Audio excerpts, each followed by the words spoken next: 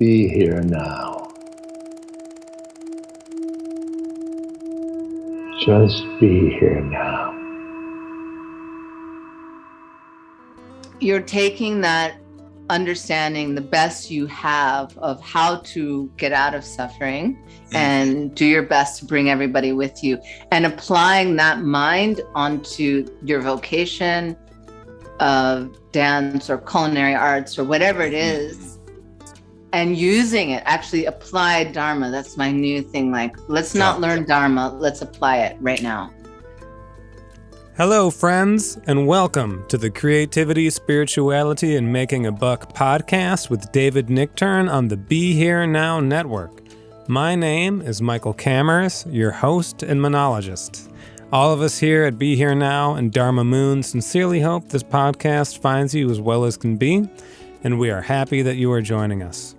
Here at CSM, our guide, senior Buddhist teacher, musician, and entrepreneur David Nichtern discusses how to lead an integrated life involving spiritual practice, creative expression, and right livelihood with our guests who embody and manifest these principles in their own life. And in this episode, we are very fortunate to have interdisciplinary artist and Buddhist practitioner and teacher Miriam Parker joining us. In this episode, David and Miriam get deep into a vulnerable conversation about the nature of practice and how to apply it in our creative lives. It's a warm, flowing conversation, and we are grateful Miriam was generous enough to share her time and journey with us. I'll share Miriam's artist statement to finish setting the table, and then we will dive right into the episode. Miriam Parker has been working within the avant-garde jazz community as an artist and collaborator since birth. She uses movement, installation, paint, and media to build modular, kinetic environments that become extensions of the choreographed body. Through reorganizational practices, Parker refines her understanding of individuality outside of traditions built from oppressive ethics. Her practice is to find new modes of freedom through multiple narratives as a means to evolve. She does this through collaboration with other artists, musicians, filmmakers, dancers, and meditation practitioners, all equally concerned about social injustice and deeply rooted in experimental performance and interdisciplinary creation. You can find out more about Miriam at her website, miriamsparker.com. Also, as you'll hear at the end of this episode, Miriam has started an organization called Prana Life, where you can connect with her in community for teaching and retreats. You can learn more at www.pranalife.com. Okay, our introduction is complete, and it is now our pleasure to share with you episode number 36 of the Creativity, Spirituality, and Making a Buck podcast, Applied Dharma with Miriam Parker. So, welcoming everybody back to the Creativity, Spirituality, and Making a Buck podcast. And our very special guest in this episode is Miriam Parker, who taps in very auspiciously on all three of our elements. She's a dynamic creative, and I'm going to talk more with her about that aspect, because you could say dance, you could say movement, you could say yoga, but I'm going to say it's something including and beyond all of those things. And then spirituality, she's a bona fide Dharma teacher, and we'll talk some about her Dharma programs that are coming up. And these are her livelihood, which is what we're exploring. It's like, is it possible to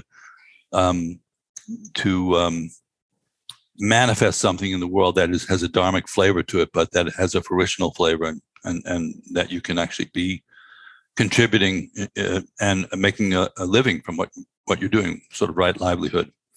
So the first thing I thought when we were just talking a minute ago was we were talking about, Buddhism a little bit. And, Ram Dass has this famous book out. It's actually a movie, Becoming Nobody. Yeah. That was his Dharma take, right? Yeah. So what I wanted to ask you starting off is it possible to become nobody and still be somebody?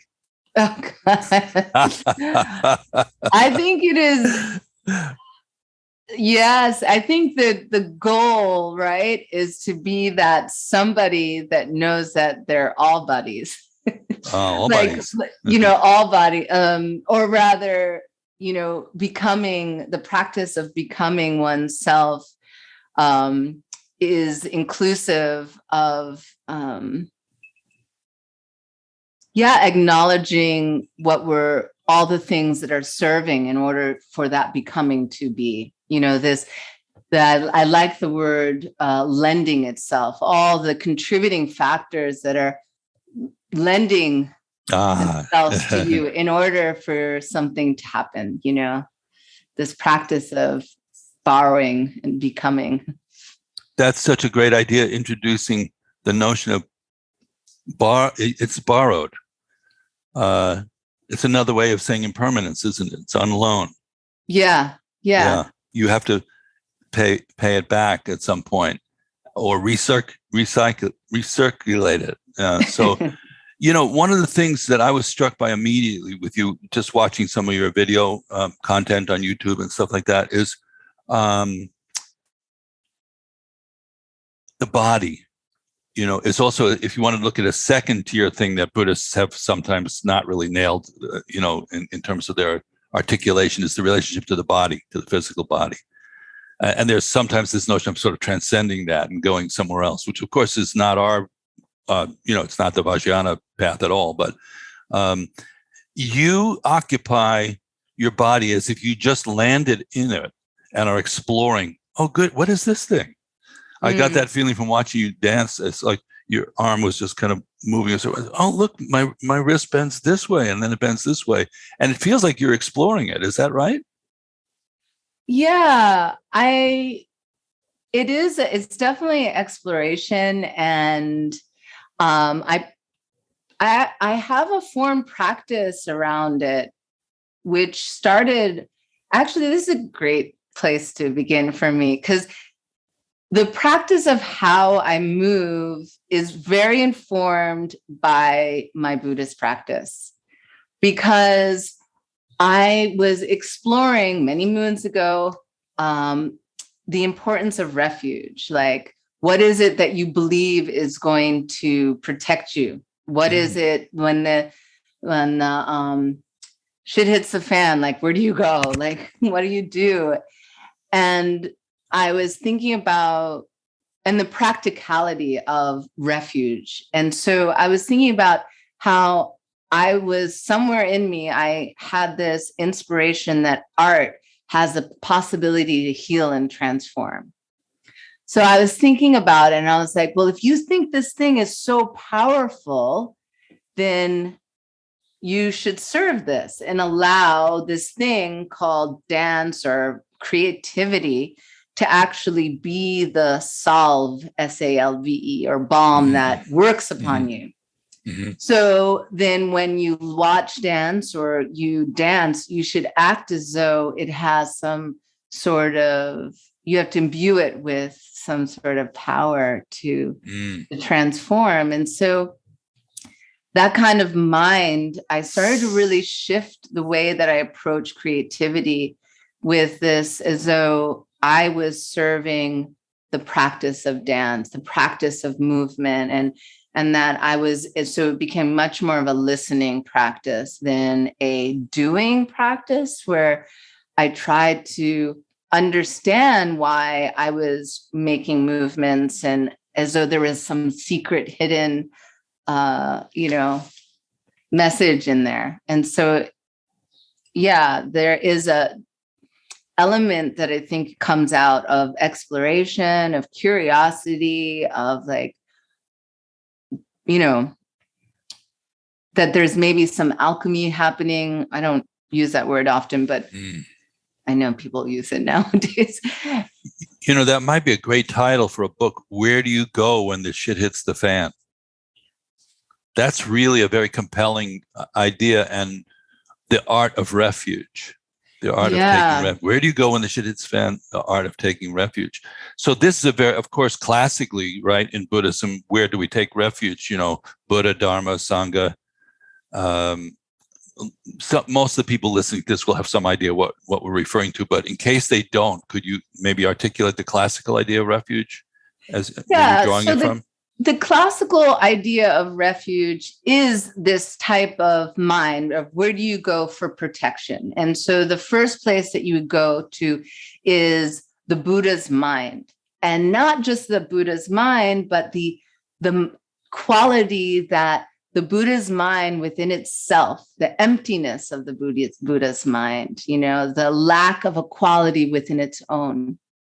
And that my mind also has this same base quality, as though like my mind is also made of ocean. I just live in Florida instead of Virginia. Does Virginia touch the ocean? I don't know. Virginia Beach. Virginia Beach. There you go. There you go. And so this what the Buddha's mind was this capacity to love all beings simultaneously.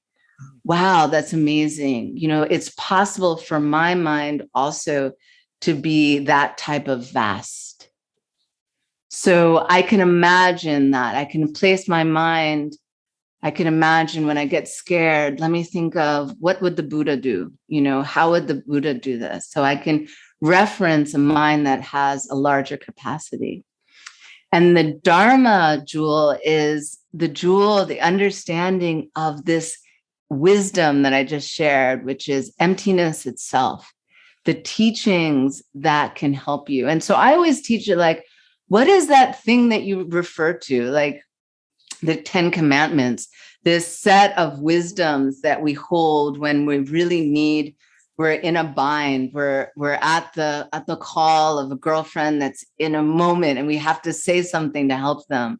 It's this reference to these base knowledges that we have.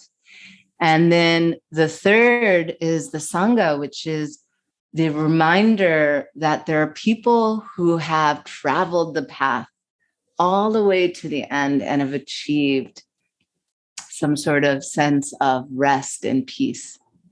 And so that tickling feeling of it doesn't need to be this way. Well, there's truth in that and you can trust it.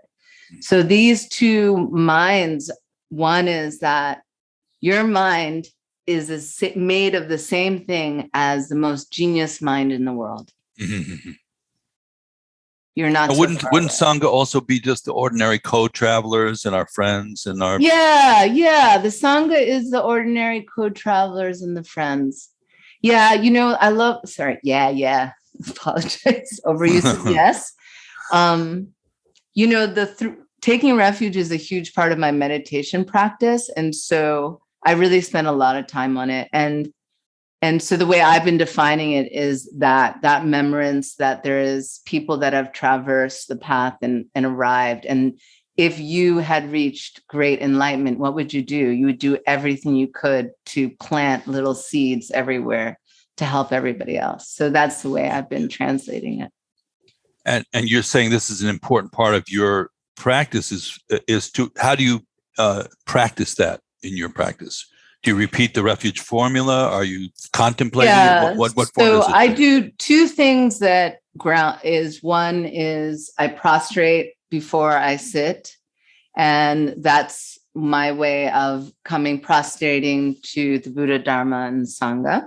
And then when I sit, a part of my ritual to prepare my mind is I do the water bowls. And, so I do the water bowls each time I sit to meditate.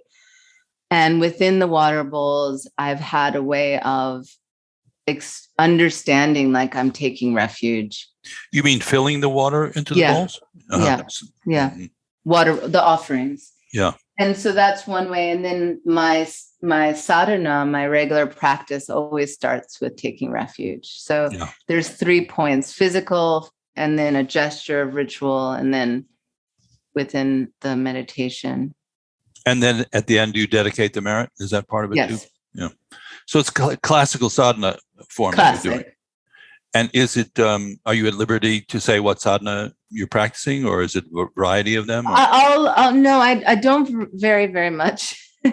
But, I come from the Vajrayana lineage. Mm-hmm. And so part of my practice is what we consider creating the merit field, which is, I think, the Western way is calling the preliminaries is Mm-hmm. Inner guide, a teacher practice where you Mm-hmm. are going through different steps, making offerings to your teacher, inviting the teacher to be there. And then once the teacher's there, it's more of a shamatha practice. So the Okay. preliminaries move me into, right now I've been really focusing on that practice, because the Vajrayana sadhana itself I do in retreat settings. So I don't go through the sadhana every day. When we talk in Dharma Moon about the shamatha, the word that has escaped the Buddhist menagerie is mindfulness, right? It's just like they all got together, all the Buddhist practices, all the Buddhist teachers said, who can we get out of the penitentiary here and sneak them out into the water supply of the rest of the world? And it was mindfulness, which is a very interesting thing that people have generically started using that word mindfulness, but obviously could refer to a couple of different styles of practice, mindfulness.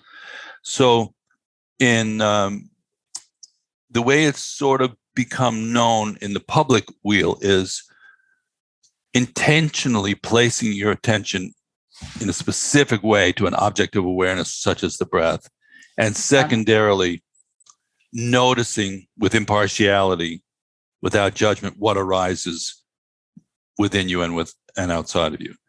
Just noticing. So technically, the way I learned it back in the day, this would have been called shamatha vipassana practice, like shamatha / vipassana practice. The way that Trungpa Rinpoche taught it was mindfulness awareness. That was and from day one, we were doing both practices merged together. They also say that every practice, including, advanced tantric practices, have a shamatha element and a vipassana element, right? So that some part of it is just being there with it and centering on what you're doing. And the other part is a sense of field awareness or discovery of what's going on in that space.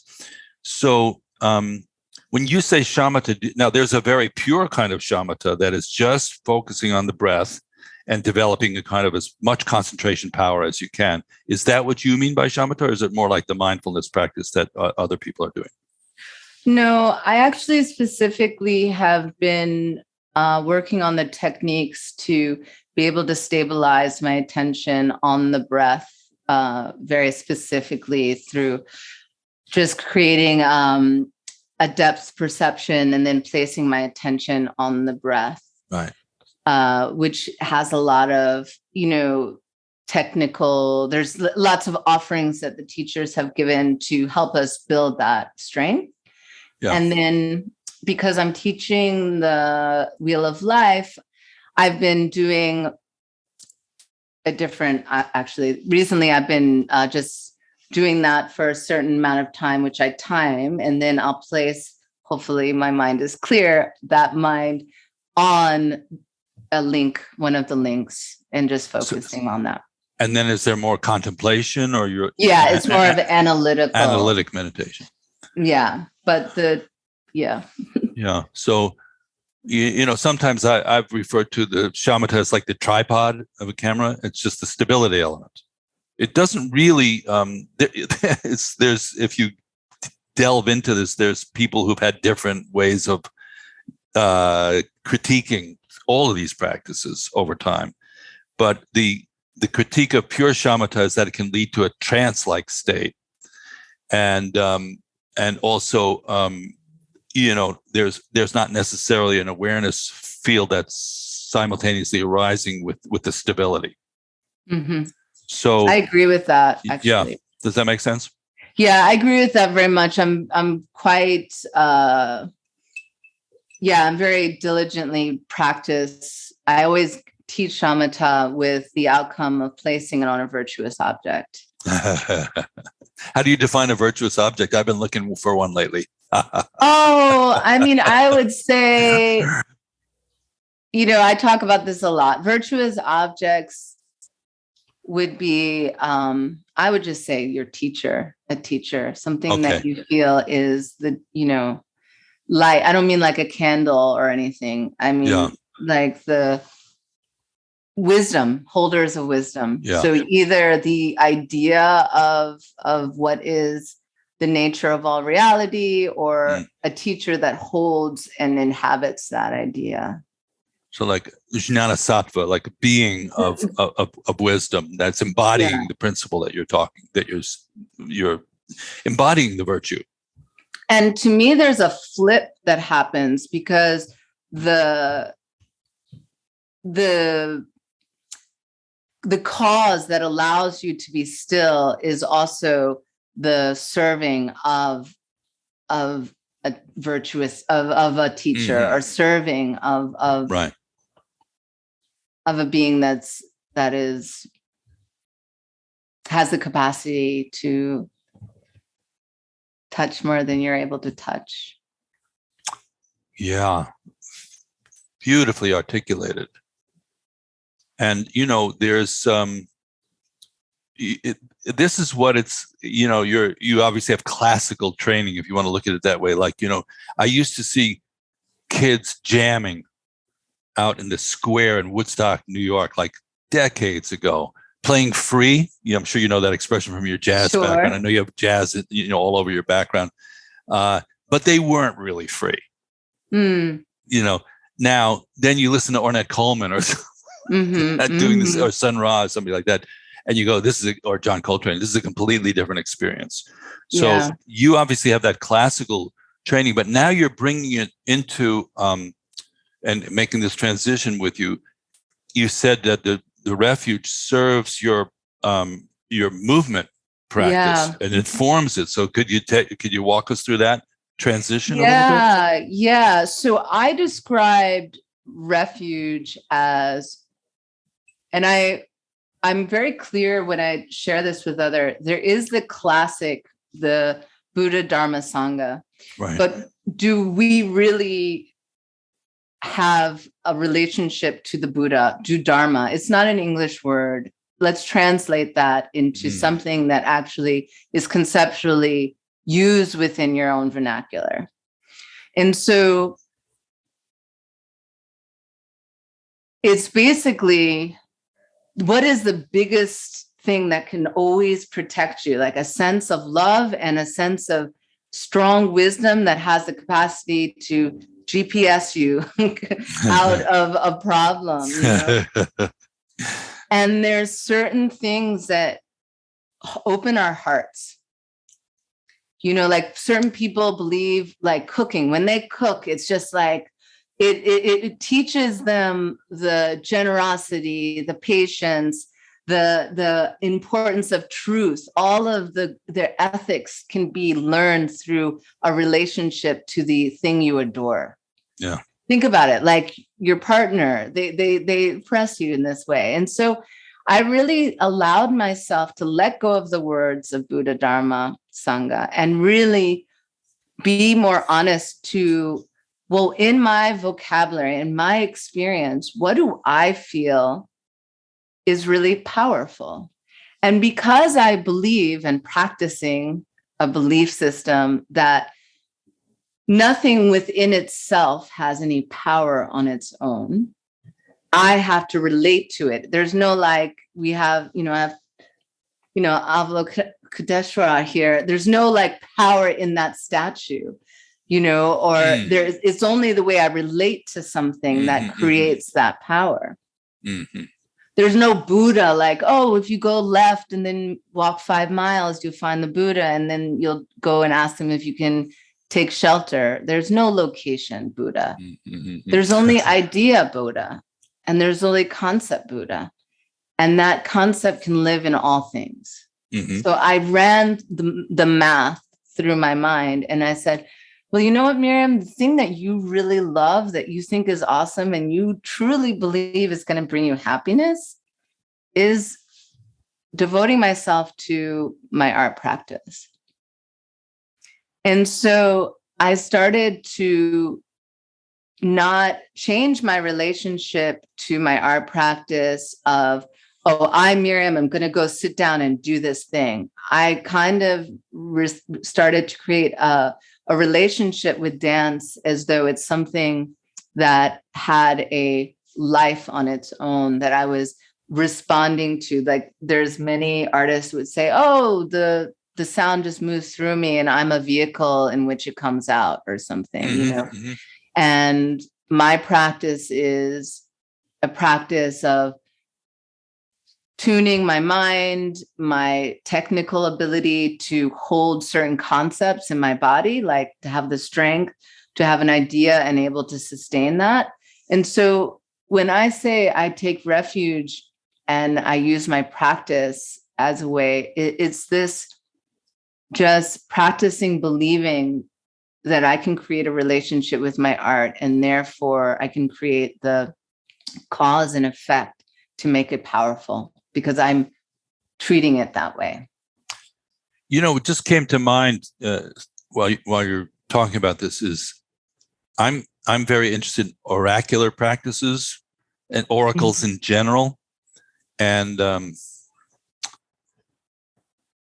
you know, it's leaked into my everyday life in some ways, but I've also sort of tapped into it. I had the occasion to meet two of the oracles of the Dalai Lama and just in casual conversation for hours, which was just incredibly. That's incredible. Yeah, the Nichtern Oracle and Kando Suringma.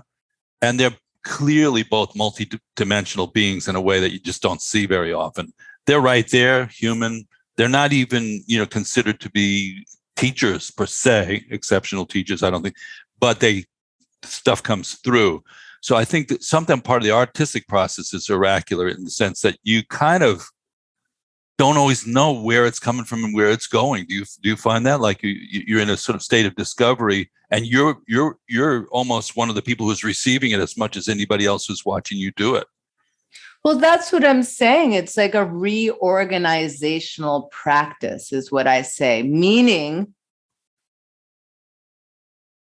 it's like giving value to the things around me and so like, let me use the language you just used.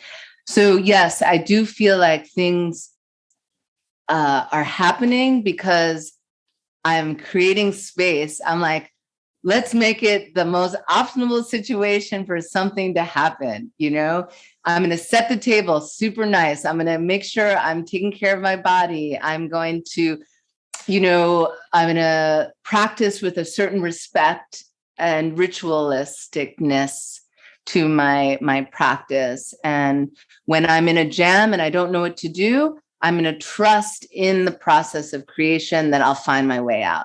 And all of that ritual, I feel like, makes it conducive and creates the causes for the dance and the art to start to actually speak to me. It takes a lot of bravery to do it in front of people, doesn't it? Oh, gosh. Yeah. It's actually was one of my least. People are like, oh, let's go out dancing. I'm like, oh, I don't even like. Vulnerability for someone who feels as much as I have as a child and now as a grown person was always like, but I do it because I love it. Were there dancers in your family? Yes, they're everywhere. So it's part of your family DNA then. Yeah, dance and music. Yeah, and musicians too? Yes, dance, music, and nurses and doctors. That's like my... Wow. That's a similar combo that I have in a way. My dad was a doctor, and my uncle was a great jazz musician, and my mom was a Broadway producer.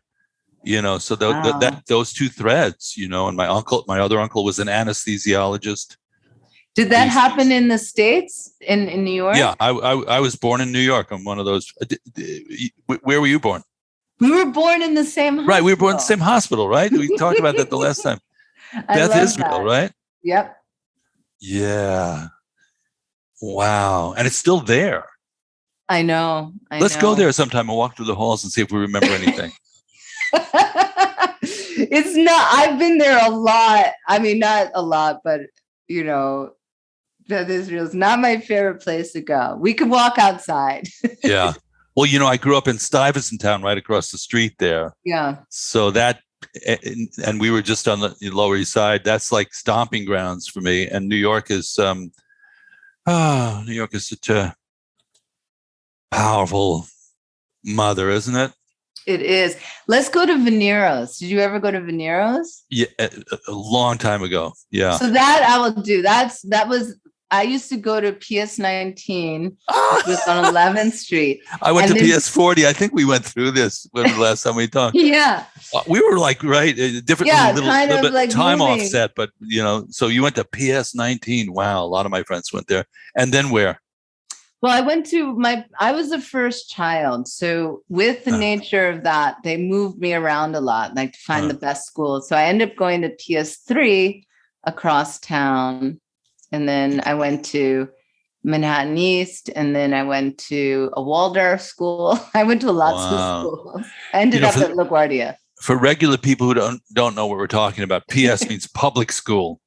And in New York, it's just, you got a number, you didn't get a name. And some of them had names too, but then you ended up LaGuardia, for people who don't know, is a performing arts school. Yeah. Is it not? Yeah. So you knew very early on that you were going to be a performing artist then. Yeah, I've been dancing since I could walk. Because my mother's a dancer and my dad's a musician. So I mean, there's stories of me like falling asleep in the bass drum where they usually put a blanket. Like there's a couple of photos of me. Like, yeah. That's the album cover right there. Yeah. Yeah, that's What beautiful. is the name? I forget. A sousaphone, which is the brass instrument they play in the big bands that have like the big mute. My dad had one, and that was like amazing as a little kid because it's like, I don't know. I was like 3, 4. I would play in the sousaphone. Was your dad a horn player? No, he's still working. He's a bass player, upright bass, but he's now really known for his conduction and large, he has he's on tour right now in Vermont with a choral group that he composed for. Wow, how cool. Yeah. I mean, really, how cool is that? Yeah. Well, that's kind of where talk about like, how do you integrate the Dharma and your life? I think first is you need to be given, either it comes for you or somewhere else, given permission. Like you can actually you're allowed to do what you want to do. Guess what? Ring, ring. I'm your alter ego saying you can do this. And I think my parents very much were pushing me when I was, because they were so integrated in both. My mother's very religious, my dad's very religious, very spiritual, and very kind of free and avant-garde. I was craving conservative anything. You were going back the other way. Yeah, because I grew up in the East Village and my parents were poets. So I was like, yeah, it's always back and forth like that. That's a funny rebound thing. So now, were both your parents making a living from their art forms? So you grew up in a place where everybody's being creative and also that's their livelihood. Yeah, I don't remember them doing anything else. My mom now runs an arts organization, which is administrative, but she still performs. She's in her 70s and still dances. It's going to be hard for you to know how cool that all is because that's what you had. I mean, you can talk to people who've had so much struggle with their parents in terms of like the level of not feeling that they were heard, seen, known for who they are. There's so much pain there in the world sometimes, Yeah. So, I'm not saying you lived in utopia or anything like that, but it's pretty cool that your parents are artists and that you followed in that track. And the medical thing, if comparing notes with you, is for me, that's the Dharma thing is medical. Nurse. Dissection. You're like a nurse. You're like a doctor. You're looking. I have a. True. When my father passed away, I inherited this little Chinese doll that he had, a Japanese, I'm sorry, that he had inherited over there, that he bought over there. And it was a medical doll the woman would come in and because it was too intimate to point, oh, my shoulder hurts, you would point on the doll, Oh, on the ceramic doll. Yeah, so it hurts there, So, good doctors, right? They ask you, where does it hurt? Yeah, I'll tell you where it hurts. First Noble Truth, that's where it hurts, Mm-hmm. the whole samsaric foundation. So isn't that part of what you're doing is you're a healer? Yeah. Isn't that more from that side of the family in a way? Yeah. Yeah. You kind of just, it's so funny. I just was saying, like, you took the words out of my mouth, basically. I was doing a recording today. Yeah. I think it takes a lot. It's very hard to know what's going on. I think it's why I've been more and more trying to make sure that my mental toolbox is sharpened, because to be able to be still enough to go deep, to understand what is really going on. I mean, that's the posterity. We're talking about, creativity, Dharma, and how to make a buck. The posterity part of it is actually the knowing yourself part. Mm-hmm. Well, here's the way that I mapped it out, is the creativity spiritual. The first chapter is called Joining Heaven and Earth, which is this sort of ancient paradigm of having unobstructed vision, vast view, big view, and then connecting that with the grounded reality, that temporal reality that you're in. So that's a very ancient paradigm. When I learned that, I thought this is really, really good. And it's also the basis of art. It's the basis of government. In like ancient China, it would have been, the emperor is supposed to join heaven and earth on behalf of the society. That's actually their gig. That's the person who joins heaven and earth for the whole tribe, the whole group of people. So then at a personal level, it's you connecting your vision with the practicality of executing it. And so meditation has a spacious kind of quality, and you open your view up, and then something usually comes in, like when people are looking for a vision quest or something materializes in that space. Trungpa Rinpoche used to call it the first thought, first thought energy. There's non-thought, and then there's the first thought appearing. And that is like, oh, I think I'm going to build an online Dharma community, or I think I'm going to start a dance company. And it comes very pure, very fresh. Now, from there, the way I'm talking about it is there's a road that goes left and a road that goes right from there. The one that goes left says, I want to do this very purely, very cleanly. I don't care about making money or not. I don't want that pressure on this. And I use the example of Charles Ives, who was a great composer who sold insurance for a living. Mm-hmm. Because he did not want that. The other road goes, this is going to be my livelihood. And that's where a whole nother group of decisions kicks in. How are you going to go about doing that? What your values are going to be, how you're going to run your business. It's very earthy. And a lot of people, that you will come in contact with who are coming up will not be yet ready or synchronized in that way. They'll have a vision, but they may not know how to manifest it at a practical level. So the fact that you take what you do, which from what I've seen, it's very abstract in a way, what you do. Mm-hmm. Like it's not like, oh, I've got this, no, it's jazz ensemble and it's doing this, this, and this. And for you to turn that into a livelihood and created a ground that way would be really. Can you talk a little bit about that part of it? Yeah, it's very, very honored to speak about that. If anything I say helps someone, that's great. Because I'm in a field that was even now, there's a lot of conversation around how to place value on temporal art. So unlike music, which isn't a funny place right now because you don't have the physical records to set, like, what is the thing that you are using to exchange? So there is this interesting crossroads that, well, first I made my living and created a network through dancing with traditional dance companies. So that happened earlier in my career. I lived in Europe and I spent around 6 years dancing with a contemporary dance company. And for me, that was like very influential, creatively, education-wise. I learned a lot from the choreographers and my fellow artists. And in Europe, actually, they were quite integrated already with the dance, with video and multimedia things.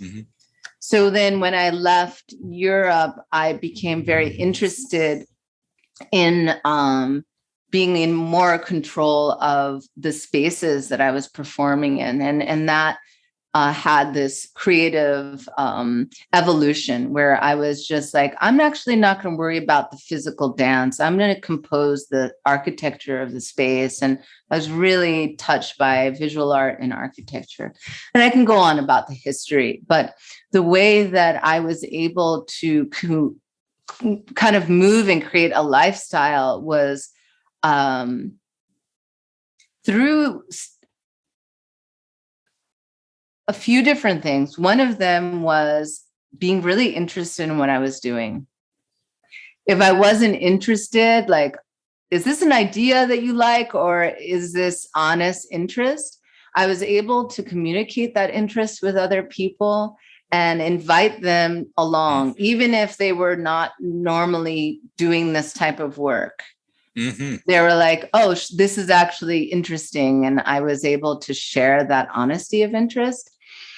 And then because I was one of the few dancers that were working with music as extensively as I was, I became niche.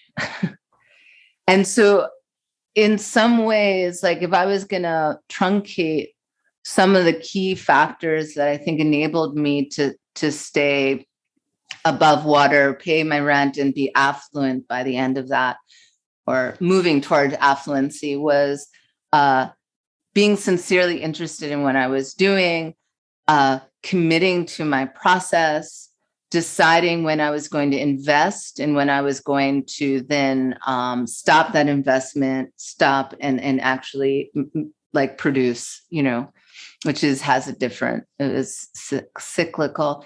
And the other was I found somebody that was wanting to do the same thing I wanted to do, and I invested in them.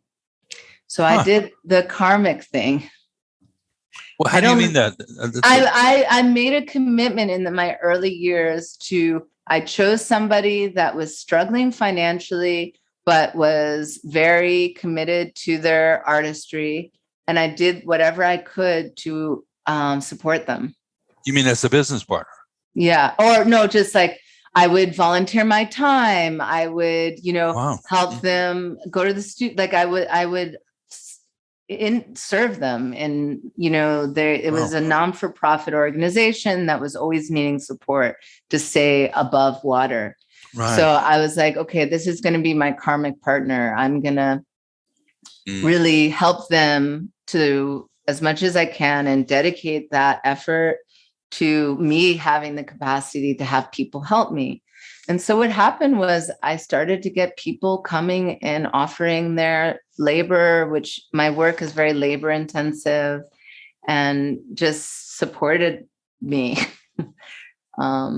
So I think that was my game plan. My game plan was learn to be articulate. Language was really important to be able to articulate what I was doing, stay interested, serve somebody else that was interested in what I was doing. And I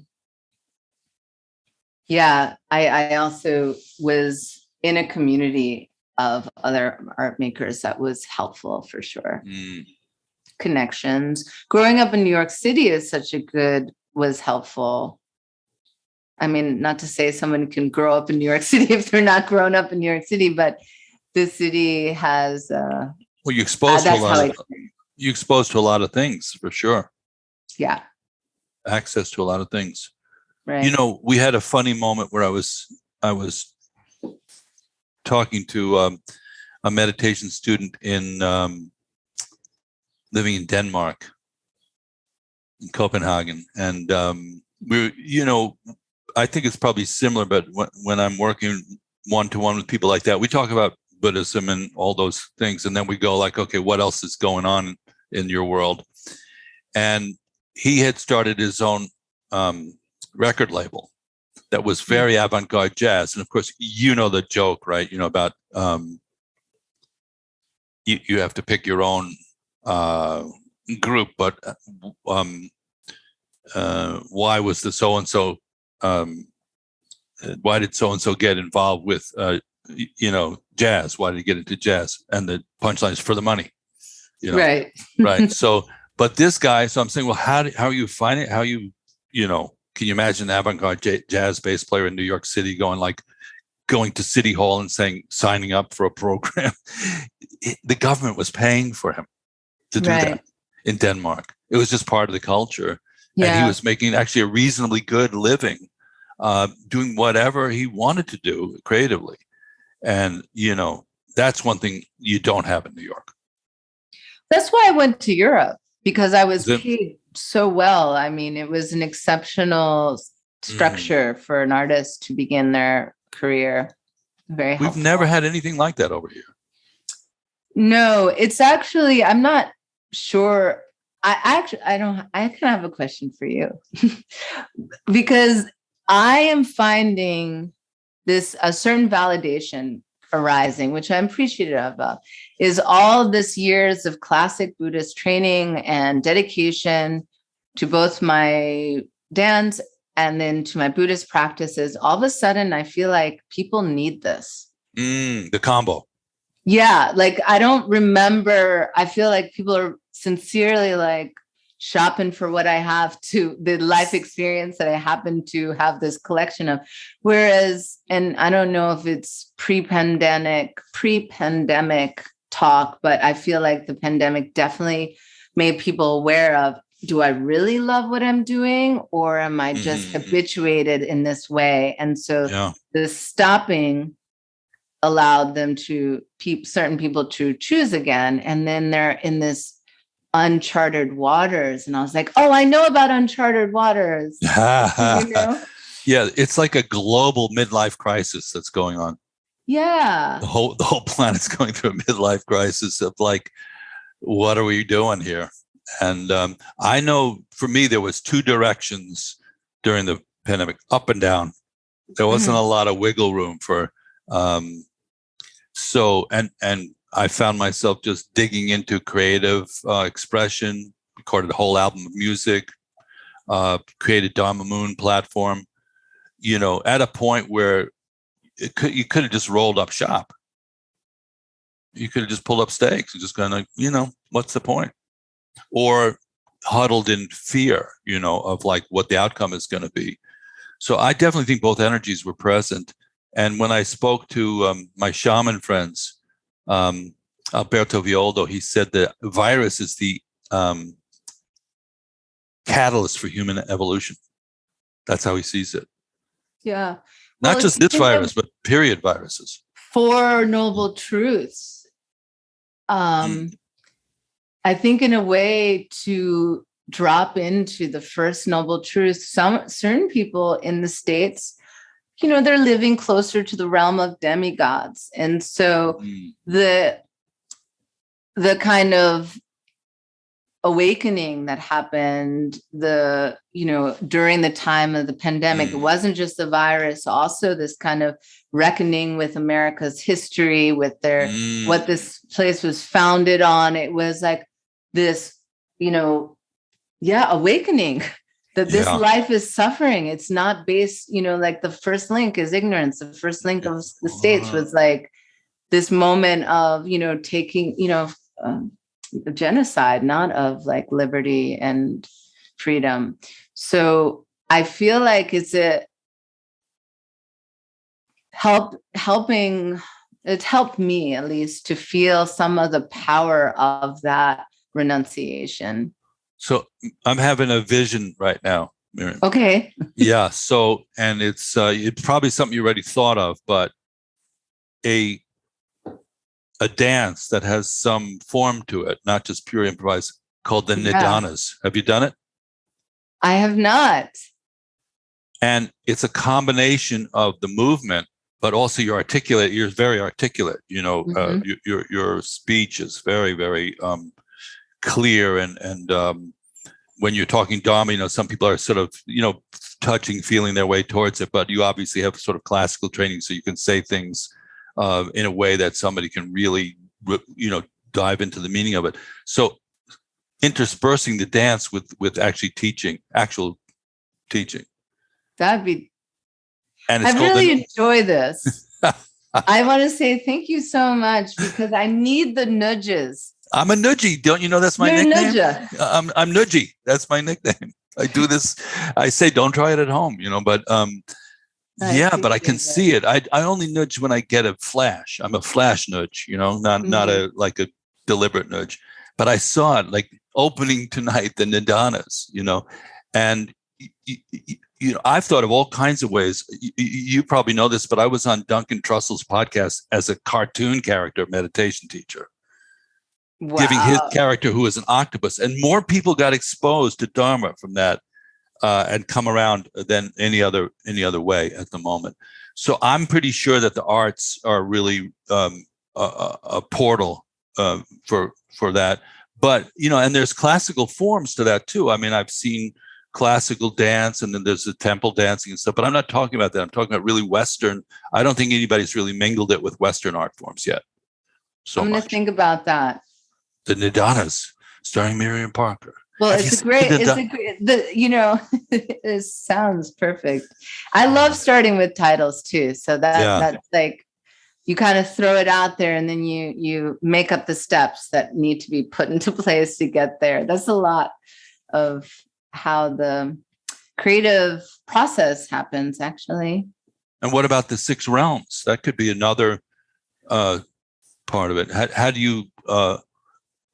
because those are energies. People think it's a sort of a landscape and a theatrical setting with costumes and things like that. And it is that. That's true. But it's a more inner landscape. It's, what is it like in a hell realm? Yeah. What would that look like in movement? If you were dancing the hell realm, what would you be doing? I actually was speaking to another dancer who's doing a piece. I'm going to relate to what you're saying. She's doing a piece on alcoholism and addiction. And the way she's going about it is the physical gestures that she recalls being in an environment that was such. And as I was talking and watching what she had been creating, she comes from classical ballet. It really was like, oh, these are the hungry ghosts, Mm-hmm. The realm of the hungry ghosts. And like, I was trying to think about like moments where my mind has touched that realm. And like, is it a physical, can I recognize it just from my own, like where you're coming close to like the edge of something that could be dangerous for you, like a state of mind, or if certain conditions are in place, you might get sad, like on the, I think about my grandmother was very close to me. When it's her birthday or certain things, I have to make sure I'm in a positive place to kind of just be mindful. So like, I was thinking about, so what the gestures were, I actually don't know if I could verbally express them right now, what I would think the hell realms would be like. But could you move that way? If you just took that in. I've tried, actually. I've thought about certain things. And I think that I have actually integrated some things into the work. I think what's hard is to hold that state of mind in a place that feels safe. And that's where I guess what I would need to do is really move through that. And it's almost, because it's interesting the difference between a pictorial description and actually a really experiential thing, Sure. Like I'll draw it for you. No, I'm going to embody it for you. Yeah. But that reminds me of like some of the ways I've described dance similarly to for those who are familiar with the stories of Jesus Christ holding, going through the crucifixion of like, I will embody this suffering for you. And I never used to understand it. And like, but I feel like artists in some way, there is this level where it's like, you know what, let me do this for you. I'll show you what happens. Yeah, that's right. Step 1, 2, 3, and 4. And you can move your mind as you watch this opera, this ballet happen. So you don't have to do it.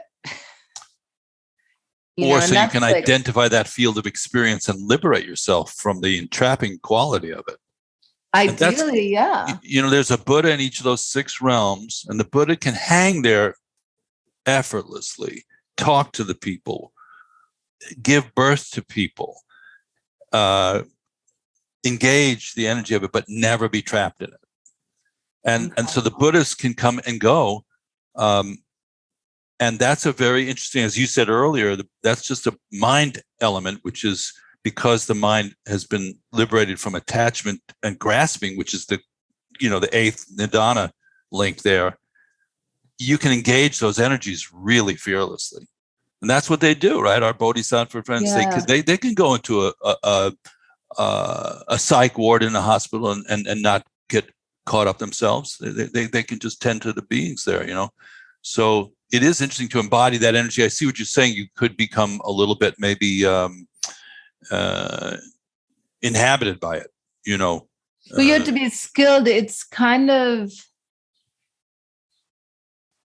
I don't know. I think that the practice of Tonglen in some ways is like being able to hold space for that type of mind that is what it is in the throes of something, right?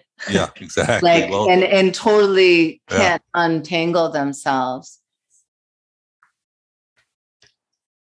I think on some level, if you're at the 10th bhumi or something, I don't know, in some level, like you remember, there is this knowing like, oh, I see what's happening and I know how you're going to make your way out.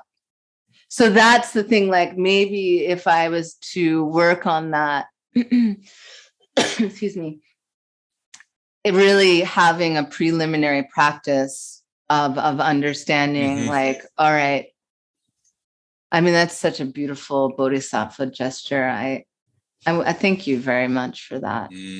I, as I say, I can see you doing it in my mind's eye. It's a real hybrid of the two things. I'm writing 2 musicals that are kind of based on, there's a thread of Buddhism in there, a serious thread, but it's not didactic. It's experiential, and it happens in the course of the story. There happen to be some Buddhist thingies in the story, or, part of that journey is there. So I think it's embedded in us at this point. And in fact, we've been infected with it in a way. So it's going to come out, but all of a sudden you find yourself in a Western culture and a Western context, and to do just these classic Asian art forms doesn't really cut it all the way through until you really bring it all the way home. So we studied tea ceremony and flower arranging, things like that. They're so beautiful, and the principles are so embodied. But I have rarely seen yet anybody taking the real deeper understanding of those principles and putting into a Western derived art form. Well, that's it. I mean, I think it's that using the rubric of how to find the Four Noble Truths, 12 links to divinity, the 8, of this, whatever it is, Right. the 8-fold path. Yeah. You're taking that understanding the best you have of how to get out of suffering and do your best to bring everybody with you, and applying that mind onto your vocation of dance or culinary arts or whatever it is, and using it, actually applied Dharma. That's my new thing. Like, let's not learn Dharma. Let's apply it right now and learn to it's that translation that deepens your understanding, takes it out of the viewership thing where when you watch something that's a little less connected to your culture, like a tea ceremony, which you're not, you don't have that practice. It's like you're viewing something out there that is not related to you. So reserving that practice into saying, okay, I mean, that's what meditation does for those who are beginning. And I still think of myself as a beginner in so many ways. It's like, I look for small traces of what I want to experience on a much larger level, and I just meditate on them. So those small experiences become my whole body in a single moment. That's the goal. And then I can start to really use those moments as try to be them as much as I can, and then dedicate them to them exponentially grow. And I think sometimes it's that looking at things on I don't remember the language used, but like looking at the big picture. Yeah. Heaven and earth. Right. And then looking at where you are right now and and trying to find the big picture in the now in some sense. So sometimes it's described as you know what a plumb line is? Yeah. You hold it here and then it just drops down. So you can always find the vertical. Because gravity will find you the vertical. Even if the room is like this, the plumb line is going to be like that. So the idea is if your mind is aligned and you just take the plumb line down, it's going to synchronize your current activity in alignment with that boundless point of view, that open point of view. It's not so easy because along the way, the line gets wobbled by our kleshas and our habitual patterns and all the things. So it's interesting to me that at least the way I understood Buddhist practices is they go through a lot of form realms and then they come out the other end where somebody literally just says, why don't you just relax as it is? And so beyond all the, practices with form, the formless practice is the supreme one, the Ati yoga and things like that, Mahamudra. So if you said that to a beginning practitioner, their relaxation is going to, it's not going to be disciplined enough. Yeah. Not going to have enough alignment. So in that space, though, I don't know, there's such, if you don't mind me saying so, it just feels like what you're doing is just rife with potential. I like that. I mean, you can figure out if it's a blessing or a curse as you go.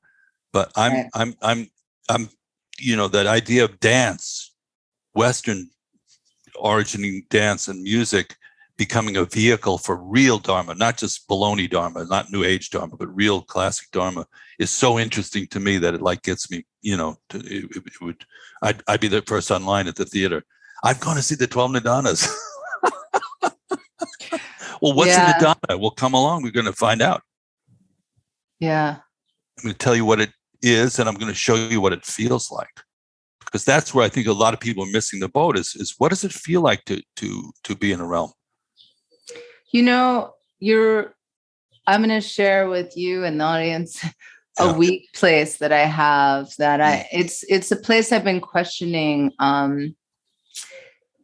Is like, I just started I'm not tooting my own horn, but I know it must be okay because I enjoy it so much, which is I'm pretty good at leading meditation. And so I teach a lot of meditation and I've gotten a lot of good feedback on my voice. I have a certain voice that works and timing and the use of language.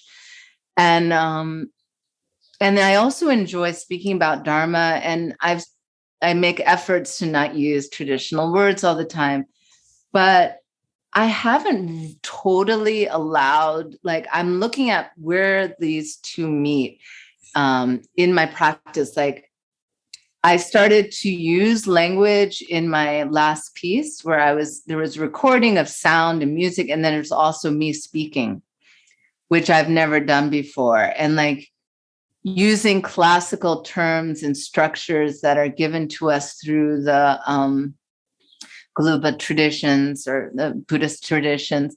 I haven't really allowed myself to use them. And I feel like it's what I say to you, like the first step is having someone said you're allowed to use them or you're allowed to do this.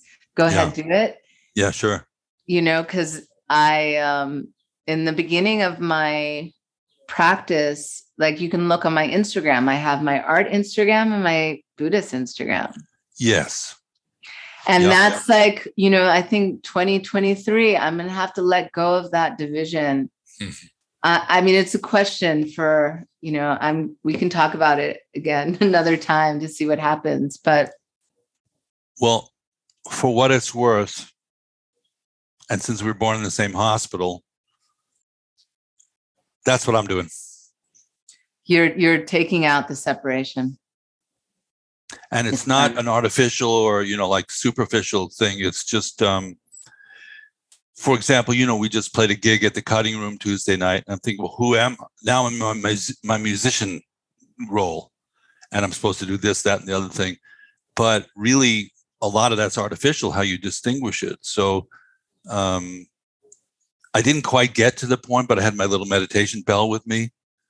And I just thought, okay, now we're just going to sit for a couple of minutes between tunes. But I didn't quite do it because I didn't have the stones to get that far, But, if there was a way to, so having the right kind of confidence is what we're talking about here, right? Yeah. And right kind of respect for both media, both sides of the thing. But I do think there are art forms. I find people starting to cook them up where the distinction is really minimized. Yeah, I mean, I'll tell you my challenge and my misunderstanding that I keep provocating is that people, my past experiences, they didn't understand what I was doing because I was doing many different things. So sure. The idea of simplifying worked for me for a while in my career, actually. What they saw would maybe be complex, but the way I was serving it was pretty simple. And so having two different accounts helped to be clear. This is meditation, Dharma, yoga, and this is this. And I'm thinking as I'm hearing myself speak right now, that I'm underestimating people. They can handle the complexity. I'm Miriam, or whatever you want to call me. Miriam, call me Miriam. It's this thing. It's our attempt to integrate our experience in a way that it takes a lot of courage. And what I thought of, there's 4 what's called dignities in the Shambhala teachings, which is tiger, lion, and Garuda, and a dragon. And the tiger represents meek or humble mindfulness. Walks very slowly and very mindfully. The snow lion is perkiness. You have a sense of transcending doubt and going with the energy of first thought more. And the third one, which is the one I feel is where we're really hanging out right now, is the Garuda. You relate to the Garuda at all, that energy? Right now, yes. It's, and I'm happy to be vulnerable. It feels very good because I think it's real. Yeah. Well, the Garuda is from Indian mythology. It's a celestial hawk, but the quality of it is it's hatched in midair. So it never lands. It refuels, and its whole activity is groundlessness. Exactly, groundlessness. So because there's groundlessness, there's fearlessness. And the Garuda shrieks. It has a shriek, and it terrifies ego. It just annihilates. The shriek is so penetrating and fierce. So, and the quality of it is daring. It's daring. And then the final one is the dragon, which is inscrutability, which is nobody knows what you're doing. It's like Miles Davis' mind. Why is he doing that? I don't know. It's too deep. I can't go there. I can't find the bottom of it. I can't find the top of it. He doesn't seem to care what I think about it. So it's not inscrutability like a clever masking of something like that. It's really a depth, a profundity that can't be fathomed. Exactly. So Garuda, that's maybe a good place to end. Yeah. Let's do it. Yeah, that's the voyage. That's it. Yeah. Wow, what a pleasure. Yeah. Now, before we we could go on for me for a long time talking like this. I hope we get a chance to do that. But can you share with the people watching this, how do they find you and get time with you and space with you? Are you teaching some programs? Do you have a website? Where should people find you? Yeah, so right now, the Prana Life is a new project that I am launching, not just with any exceptional yogi, but with my cousin. So it's family. We grew up together in the East Village, and we're doing this together. And she comes from a very strong yogic Vedantic background, and I'm carrying the Buddhist background, but we both are professional dancers.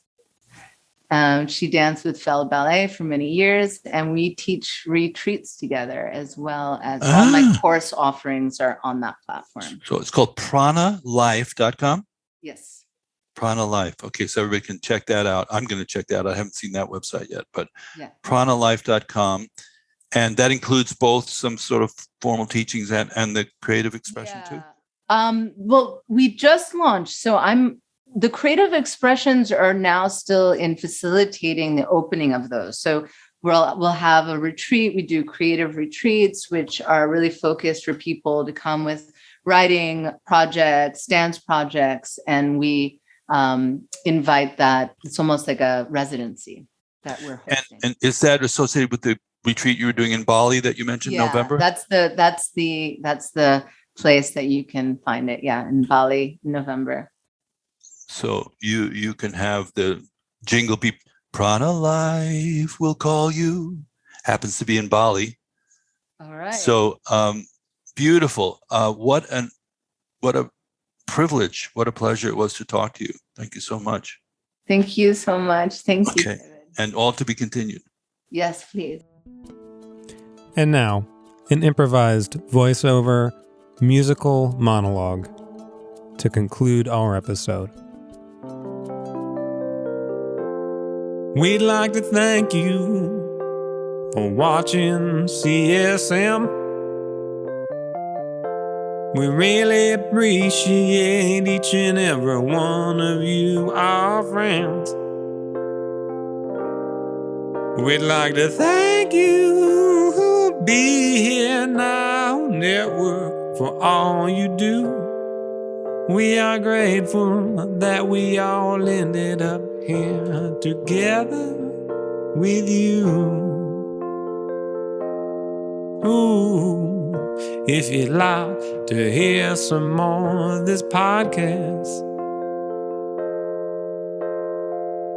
then head on over to www.BeHereNow.network/David. And check out all the sweet powered action. If you'd like to connect with Dharma Moon, head over to dharmamoon.com. We've always got a lot of programs running. We'd like to meet you. That is all that we've got for this podcast. It's been real nice spending time with you.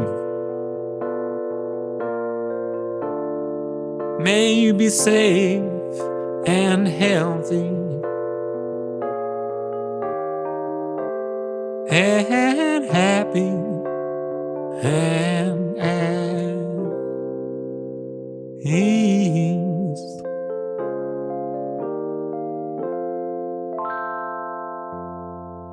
Thank you.